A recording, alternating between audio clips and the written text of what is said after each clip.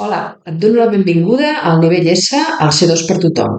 Recorda que aquest canal s'adreça a totes les persones que es volen presentar a l'examen del nivell C2 de català en la convocatòria lliure del Departament de Política Lingüística.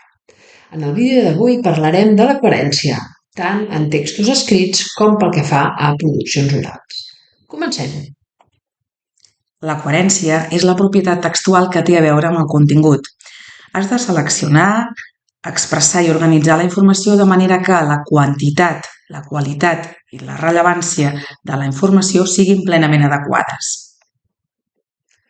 Totes les idees principals han de tenir relació amb el tema central del text, que és el fil conductor del discurs, i les secundàries no se'n poden desviar. Aquí hi entra en joc també la jerarquització de la informació, segons la qual la informació més rellevant se situa al principi i la secundària cap al final. El text ha d'anar avançant. Hi ha una informació coneguda, presentada prèviament, i has d'anar aportant informació nova sense donar voltes sobre el mateix tema. Les idees les has d'introduir tenint en compte què sap el destinatari per anar afegint de manera gradual la informació nova.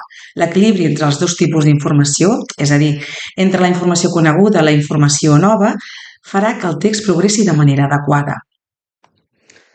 Tant en la redacció com en la intervenció oral, cap enunciat no pot contradir el contingut expressat en els enunciats anteriors. Per tant, la informació ha de tenir una correspondència lògica. Així doncs, no pots començar defensant una idea i després donar a entendre l'opinió contrària. Quan planifiquis el text, has de preveure l'estructura que seguiràs. Ha de tenir un ordre lògic i avançar, com hem dit, segons les exigències del tema. També cal que distingeixis bé les parts del text, la introducció, el desenvolupament i la conclusió.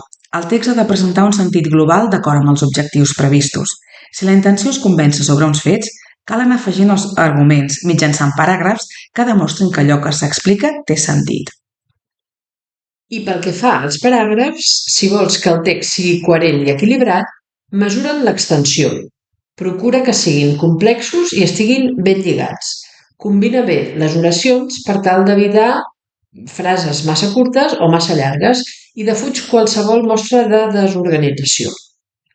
Un cop redactats, torna a fer-hi una ullada, però ara des de lluny, és a dir, que siguis capaç d'adonar-te que visualment hi ha un equilibri respecte a les mides, l'amplada dels paràgrafs. No és lògic fer un paràgraf de 2 línies i després fer-ne un altre de 10. Fa mal als ulls. I fins aquí el vídeo d'avui. Recorda que tens un munt de material disponible a la pàgina del Departament de Política Lingüística. A reveure!